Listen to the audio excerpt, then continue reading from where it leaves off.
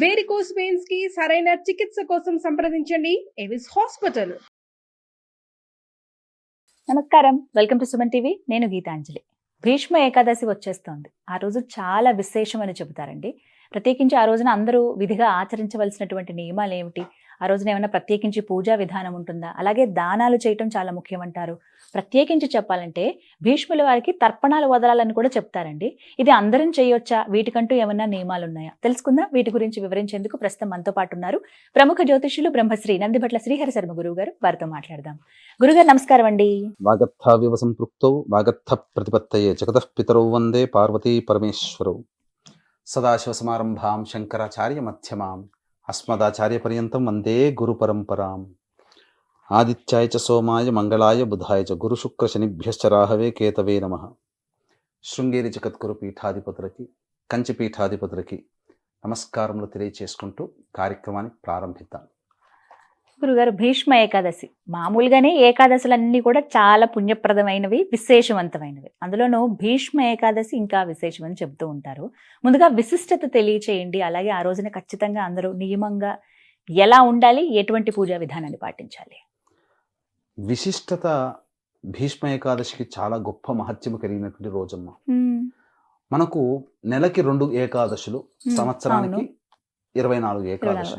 మీరు గమనించి చూడండి, ఏ ఏకాదశికైనప్పటికీ కూడా ఏది ప్రాముఖ్యతో ఆ ప్రాముఖ్యత కలిగినటువంటి పదాన్ని ముందు పెట్టి ఆ ఏకాదశి అంటారు. అంటే సంతానాన్ని పొందాలంటే పుత్రద ఏకాదశి, పుష్టి ఉంటే పుష్టిద ఏకాదశి, ముక్కోటి ఏకాదశి, తొలి ఏకాదశి, వైకుంఠ ఏకాదశి, ఇలా పేర్లు అంటే ఒక పదముతో జరుగుతాయి. కానీ ఒక వ్యక్తి పేరు ముందు పెట్టి దాన్ని భీష్ముడు పేరు పెట్టి భీష్మ ఏకాదశిని పిలుచుకోగలిగేటువంటి గొప్ప తత్వాన్ని, అదృష్టాన్ని, అదృష్టము కాదు అంతటి విశిష్టత కలిగినటువంటి వ్యక్తి నా పేరుని ముందు పెట్టి ఏకాదశిగా పిలుచుకునే ప్రాచుర్యం మనకు వచ్చింది. ఇది భీష్మ ఏకాదశి. మనకు ఏకాదశి అంటేనే విష్ణు సంబంధంగా అనుకుంటుంటాం కదమ్మా.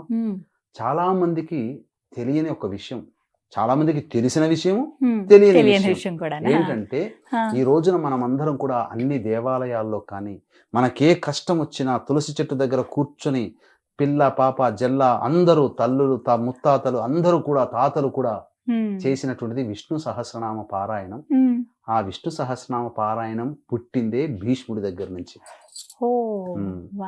అంపశయ్య మీద కూర్చొని ఉండగా విష్ణువుని స్తుతిస్తూ ఏకధాటిగా ఆ విష్ణువు యొక్క గొప్పతనాన్ని వర్ణిస్తూ చెప్పినటువంటి 1000 నామాలే విష్ణు సహస్రనామ పారాయణం. విష్ణునామాలు, విష్ణు సహస్రనామాలు.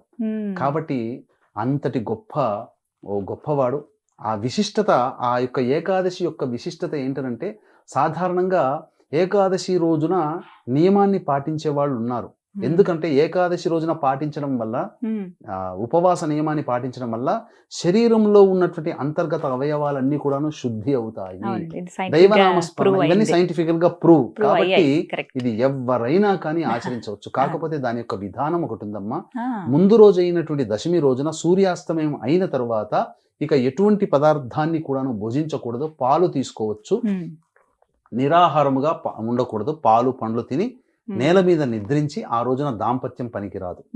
ఇక తదనంతరం తెల్లవారుజామునే ఏకాదశి, మాఘమాసం కూడా కలిసి వచ్చింది కాబట్టి ఇంతటి పవిత్రమైనటువంటి రోజున బ్రహ్మముహూర్త కాలంలో నిద్రలేచి అరుణోదయం అంటే సూర్యుడు రాకముందు ఎర్రటి తివాచీ పరిచినట్టుగా ఉన్నటువంటి ఆకాశం, ఆ సమయాన్ని గుర్తించి వెంబడే స్నానం ఆచరించాలి. స్నానం ఆచరించి ఉదయిస్తున్నటువంటి సూర్యుడికి నమస్కారం ఒకసారి చేసి సూర్యాయ నమః అంటూ 6 సార్లు అర్ఘ్యమిచ్చి సూర్యాష్టకం 6 సార్లు పారాయణం చేయాలి. చేసిన తరువాత తులసి చెట్టు దగ్గర కానీ రావి చెట్టు కింద కానీ కూర్చొని విష్ణు సహస్రనామ పారాయణం చేయాలి. విష్ణుమూర్తి చిత్రపటాన్ని కానీ విగ్రహాన్ని పెట్టుకొని పారాయణం చేసిన తర్వాత విష్ణుకి ప్రీతికరమైనటువంటి ఆవు పాలు, పండ్లు, అరటి పండ్లు ఇవి నైవేద్యంగా పెట్టాలి. ఇక ఆ రోజంతా కూడా విష్ణునామ స్మరణ చేసుకుంటూనే ఉండాలమ్మా. విష్ణునామస్మరణ చేసుకుంటూ ఉండి మధ్యాహ్నం నిద్రపోకూడదు. సాయంకాల ప్రదోషకాల సమయంలో మళ్ళీ స్నానం ఆచరించి విష్ణు దేవాలయానికి చేరుకోవాలి, శివాలయానికి కూడా చేరుకోవాలి. ఇక్కడ గమ్మత్తైనటువంటి ఒక విధానాన్ని ఎలా ఆచరించాలి అని అంటే, శివకేశవులకి భేదం లేదు కదా.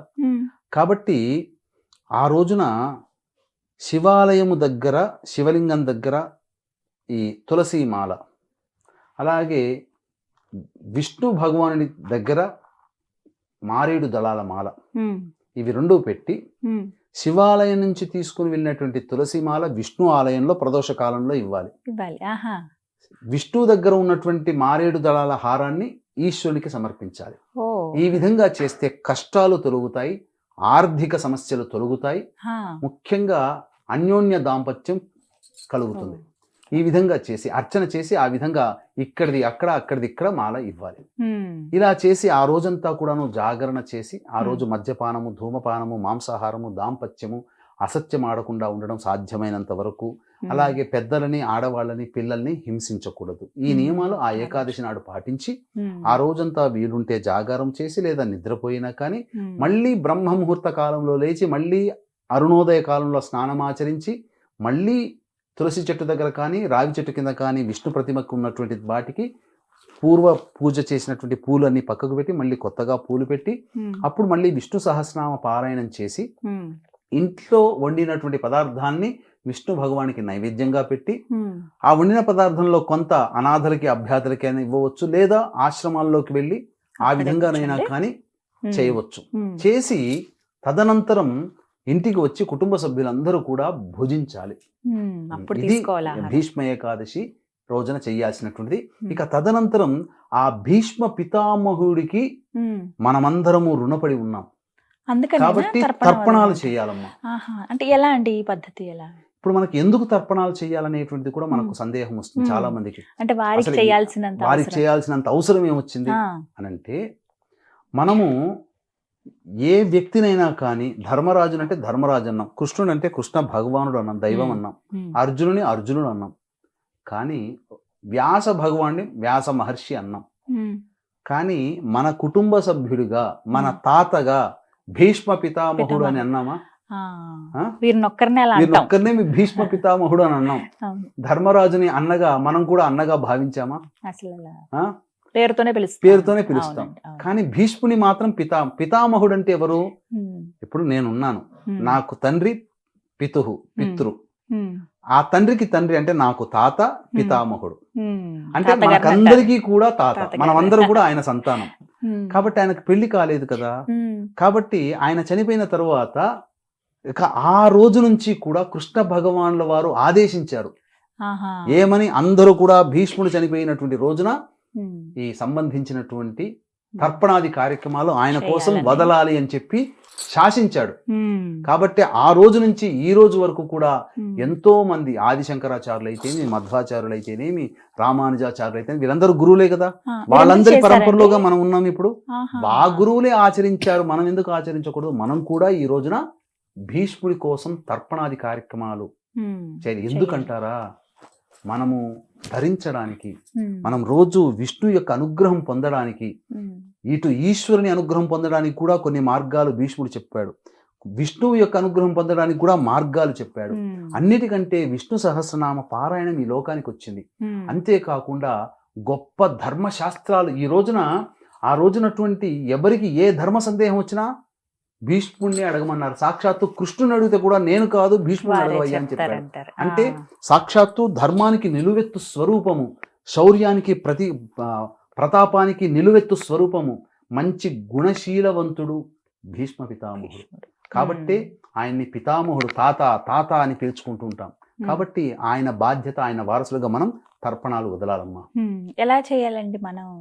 ఈ తర్పణాలు ఏకాదశి రోజే చేయాలి. ఎలా చేయాలి అనేటువంటి విషయానికి వీక్షించేటువంటి ప్రేక్షకులకి గమనిక, ఈ ఫిబ్రవరి 12వ తారీఖు రోజున మాఘ పౌర్ణమి సందర్భంగా 144 ఏళ్లకి ఒకసారి వచ్చే కుంభమేళాలో త్రివేణి సంగమం క్షేత్రంలో ఉన్నటువంటి ప్రయాగరాజ్ క్షేత్రంలో ఈ జాతకరీత్యా కలుగు విద్య, వివాహ, ఉద్యోగ, దాంపత్య, సంతాన, అనారోగ్య సమస్యల నివారణకి, అలాగే ఇప్పుడు సమస్యలు ఎదుర్కొంటున్నామంటే అవి గత జన్మ కర్మదోషాలు కావున కర్మదోష నివారణ తిల హోమాలు ఈ 2025వ సంవత్సరం 12 రాశుల వారికి శని ప్రభావం చూపుతాడు. కాబట్టి శనీశ్వర దోష నివారణ హోమాలు పర్ హెడ్ 2100 రూపాయలకి చేయించడం జరుగుతుంది.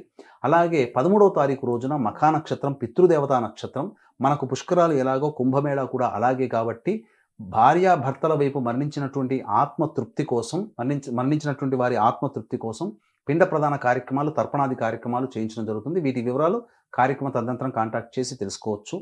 అలాగే పరిస్థితులు గనక అనుకూలిస్తే ప్రయాగ క్షేత్రంలోనే ఈ కార్యక్రమాలు 12, 13 తారీఖులో జరుగుతాయి. ఒకవేళ అనుకూలించకపోతే ఖచ్చితంగా కాశీ క్షేత్రంలో ఈ కార్యక్రమాలు జరుగుతాయని గమనించగలరు. ఇక తర్పణాది విషయాలకు వచ్చేసరికేనమ్మా, ప్రధానంగా ఆ రోజున కొన్ని వస్తువులు దగ్గర పెట్టుకోవాలి. గ్లాసులో మంచినీరు, ఒక స్పూను, అందులో కొంత 20 గ్రాముల నల్ల నువ్వులు వేసి ఒక కటోరి గిన్నె లేదా బౌల్ ముందర పెట్టుకోవాలి. ముందుగా తూర్పు వైపున తిరిగి నమస్కారం చేసుకొని గణపతికి నమస్కారం చేసుకొని, ఓ గణాధిప, ఈ లోకానికంతటికీ పితామహుడైనటువంటి భీష్ముడికి వారసుడిగా నేను తర్పణాలు వదులుతున్నాను, ఆ తర్పణ ఫలితం భీష్ముడికి చెందుగాక అని చెప్పి అనుజ్ఞ తీసుకొని దక్షిణం వైపు ఫేస్ పెట్టి ఏమీ చెప్పాలి. ఎవరైనా చేయొచ్చునమ్మా.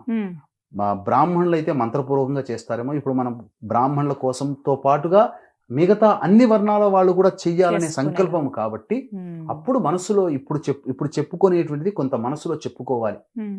ఆయన వైయాగ్రపద గోత్రజుడు కాబట్టి వైయాగ్రపద గోత్రజుడైనటువంటి, పెళ్లి కానటువంటి, శూరుడు వీరుడు అయినటువంటి, గంగా తనయుడైనటువంటి, ధర్మశీలి అయినటువంటి, జ్ఞాని అయినటువంటి, యోగి అయినటువంటి భీష్మ పితామహుడికి నేను తర్పణాలు వదులుతున్నాను అని చెప్పి మనసులో సంకల్పం చేసుకొని అరచేతిలో ఆ నువ్వులతో కూడినటువంటి నీటిని వేసి ఈ బొటన వేలి గుండా, కుడి చేతి బొటన వేలి గుండా కటోరి గిన్నెల్లో పడాలి.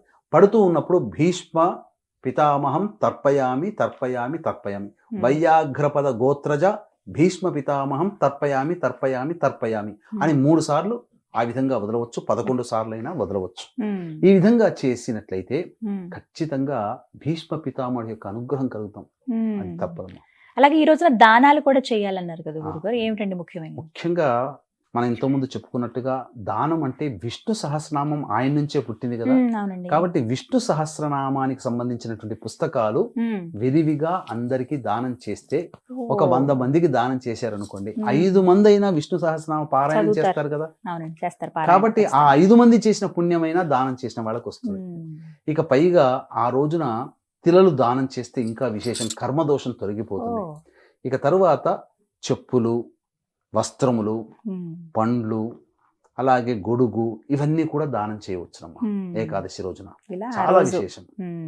మొత్తంగా భీష్మ ఏకాదశి ఈ విధంగా అందరూ జరుపుకోవాలంటారు. చక్కగా వివరించారు గురుగారు, ధన్యవాదాలండి. సర్వం శ్రీ ఉమామహేశ్వర పరబ్రహ్మార్పణమస్తు.